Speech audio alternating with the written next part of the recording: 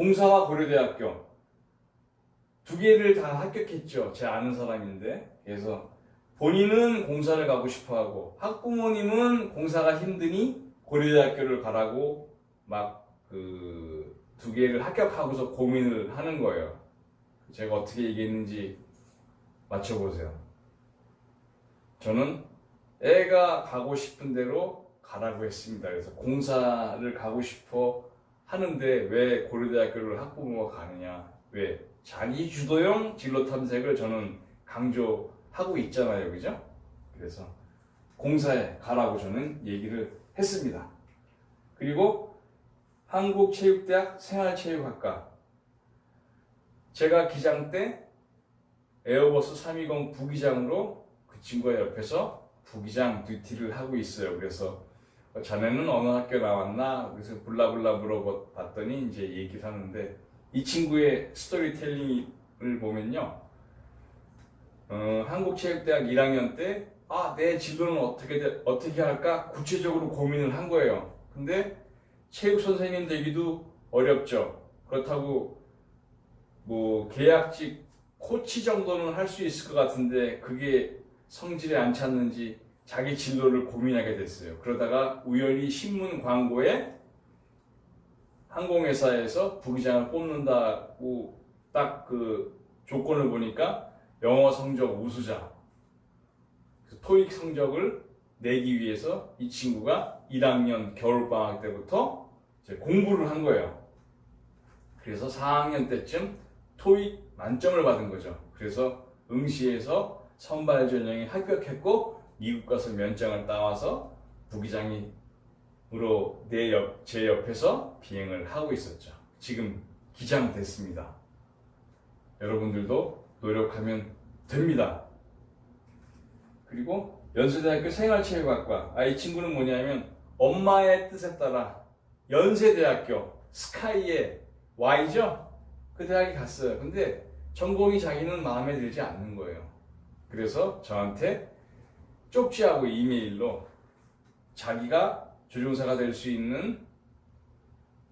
싶은데 조종사가 될 수 있는 진로를 저한테 알려달라는 거죠. 그래서 제가 쭉 적어줬는데, 부모 가란 대로 뭐 다 갑니까? 그래서 본인이 자기 주도적으로 진로 탐색을 하자라는 취지에서 한번 써봤고요.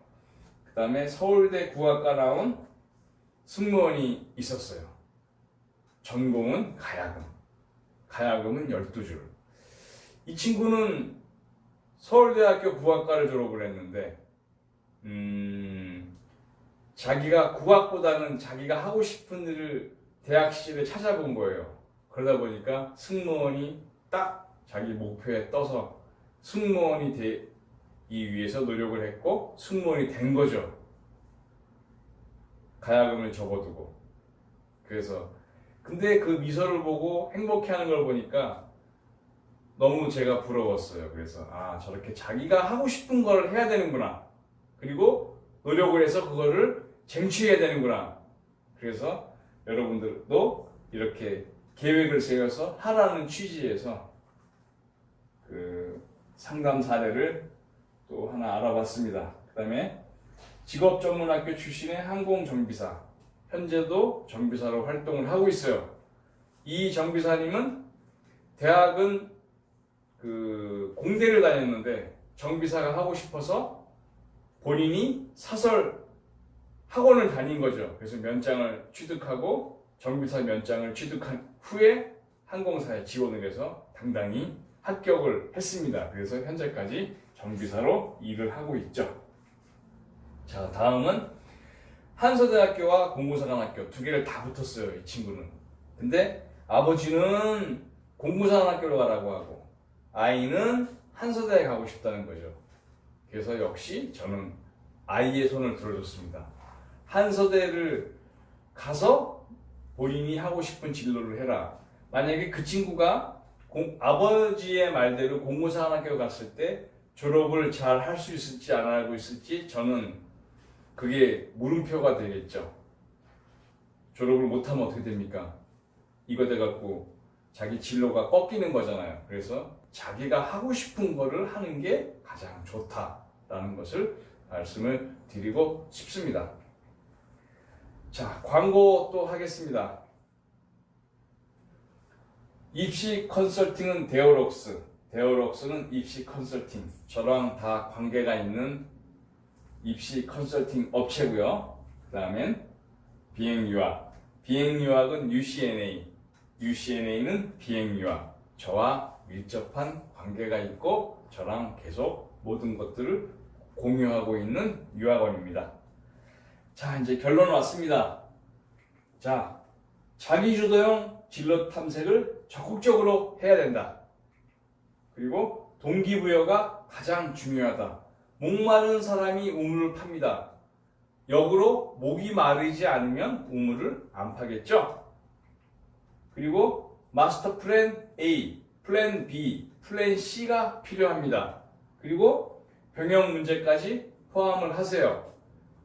빨리 육군병으로 병역의 의무를 갔다 온다라는 그런 생각도 나쁘진 않지만 여러분들이 장교로 군을 갔다 오는 것도 나쁘지 않습니다. 적어도 민항조종사를 생각하고 있다면. 왜냐하면 민항조종사의 그 선발 기준이나 인적성을 보면요, 병사보다는 장교가 더 가까워요.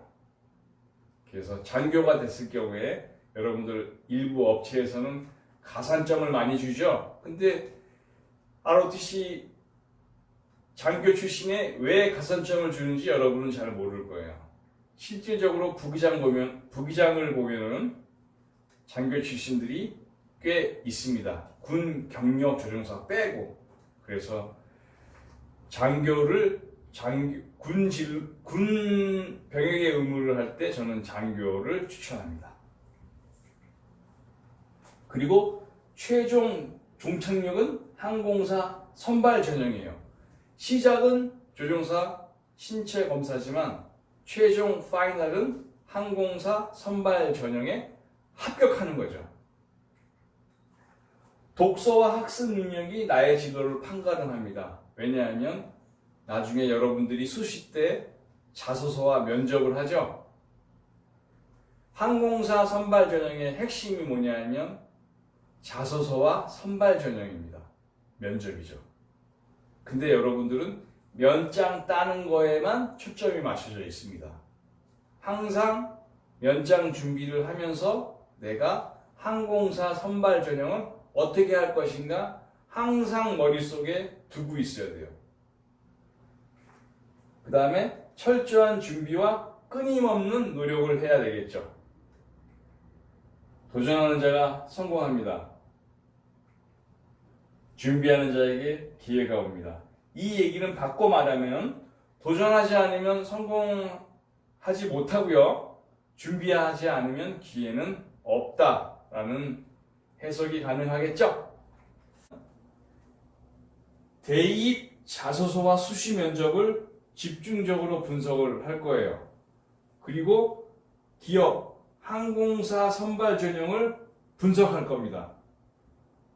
그리고 기업 자소서와 면접 요령을 여러분들한테 크게 3강 때 하도록 하겠습니다. 지금 초안은 거의 다 됐는데 이거를 1강으로 할까 2강으로 나눌까 지금 약간 고민을 하고 있습니다. 그래서 이 강의가 끝나면 또 3강 자소서와 면접에 대해서 여러분들하고 또 만날 기회가 있을 겁니다. 여러분들 고생 많이 했습니다. 감사합니다.